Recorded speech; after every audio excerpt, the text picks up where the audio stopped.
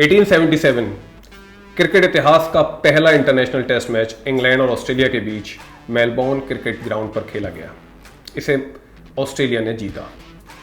1971 उस test match के तकरीबन 94 ईयर्स के बाद इसी मैदान पर यानी MCG पर क्रिकेट के एक नए अध्याय की शुरुआत हुई एक ऐसे नए फॉर्मेट की जिससे अब हम लोग वनडे क्रिकेट यानी एक दिवसीय मैच के नाम से जानते हैं।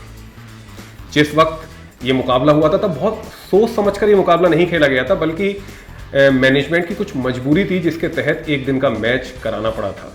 लेकिन उस मैच के बाद इस फॉर्मेट ने जो पॉपुलैरिटी पकड़ी, तब से लेकर आज तक हम देखते हैं कि वनडे क्रिकेट का एक अलग ही मुकाम है। तो आज का ट्रिविया हम यही है, हम जानेंगे कैसे और कब हुआ पहला वनडे मैच।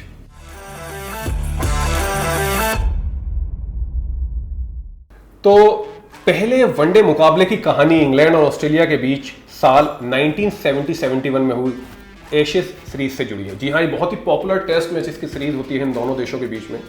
दोनों टीमों के बीच सीरीज के 2 मैच खत्म हुए थे, लेकिन तीसरे मैच से पहले जबरदस्त बारिश हुई, जिसके चलते टेस्ट के 3 दिन बारिश में धुल गए। ऑस्ट्रेलियन क्रिकेट बोर्ड पर बहुत ज़्यादा इस बात का दबाव था कि इस टेस्ट मैच के कैंसिल हो जाने से, अगर बारिश की वजह से कैंसिल होता है मैच, तो बहुत ज़्यादा नुकसान हो सकता है। तकरीबन 80,000 पाउंड, जो उस टाइम एक बहुत बड़ी रकम थी, उसका अंदाज़ा किया गया था कि ये नुकसान हो सकता है। ऑस्ट्रेलियन क्रिकेट बोर्ड ने इंग्लैंड के खिलाड़ियों से रिक्वेस्ट करी कि क्या वो एक एक्स्ट्रा टेस्ट मैच खेल सकते हैं। इंग्लैंड के प्लेयर्स ने रिक्वेस्ट तो मानी, लेकिन उन्होंने कंडीशन रखी कि उन्हें एक्स्ट्रा फीस चाहिए। ऑस्ट्रेलियन क्रिकेट बोर्ड को ये मंजूर ना था और ऐसे में उन्होंने एक कदम उठाया कि एक दिन का एक मुकाबला रखा जाएगा, जो कि आखिरी दिन खेला जाएगा इस टेस्ट मैच के।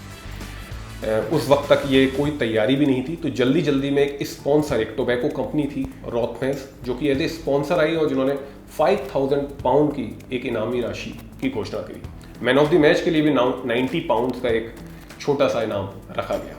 इंग्लैंड के लिए कोई नया तरह का फॉर्मेट नहीं था, क्योंकि इंग्लैंड में ऑलरेडी जिलेट कप के नाम से घरेलू टूर्नामेंट होता था, जो एक दिन का ही मैच होता था। फैसला लिया गया टेस्ट मैच का आखिरी दिन, जो कि इत्तेफाक से ट्यूसडे था, एक 40 ओवर्स का वनडे मुकाबला खेला जाएगा और इसी के साथ बुनियाद रखी गई पहले वनडे मुकाबले की। और फिर 5 जनवरी 1971 को पहला वनडे मुकाबला MCG के ग्राउंड पर खेला गया। वनडे मैच के नियम दोनों ही टीमों के लिए कुछ नए तरह के रखे गए।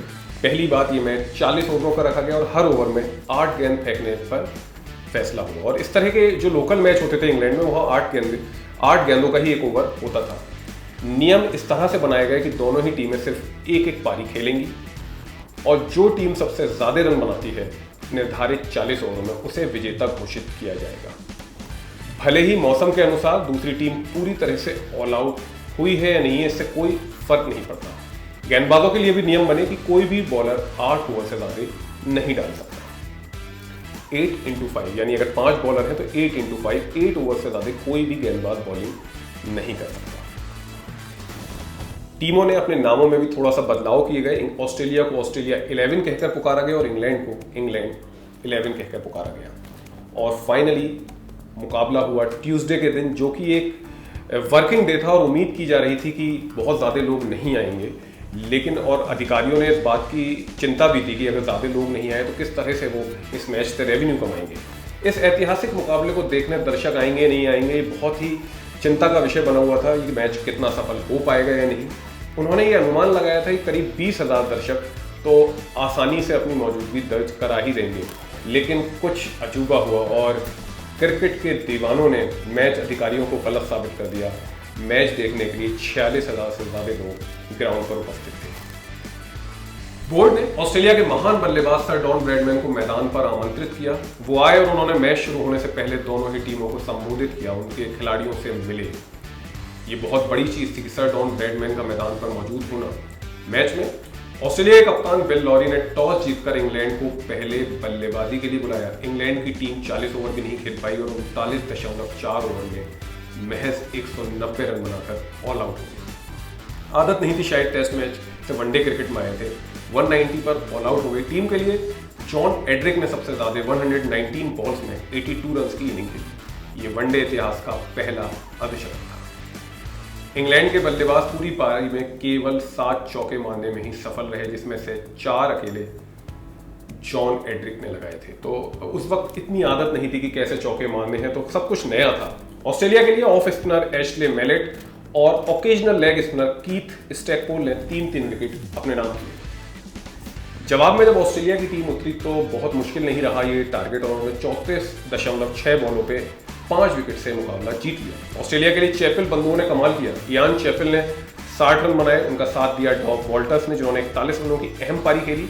अंतिम क्षणों में ग्रेग चैपल ने 22 रनों का योगदान दिया और मैच को आसानी से ऑस्ट्रेलिया की झोली में डाल दिया। तो जिस तरह से इसी ग्राउंड पर 94 ईयर्स पहले ऑस्ट्रेलिया ने पहला टेस्ट मैच जीता था, इसी ग्राउंड पर ऑस्ट्रेलिया ने पहला एक दिवसीय मुकाबला 5 विकेट से जीत लिया। मैच के बाद विजडन ने इस मुकाबले की आधिकारिक मैच रिपोर्ट छापने से मना कर दिया था। बहुत सारे क्रिकेटर्स और पूर्व खिलाड़ियों ने तभी ये मान लिया था कि भविष्य में ऐसे मैच दर्शकों और खिलाड़ियों के बीच बड़ी सफलता कमा सकते हैं।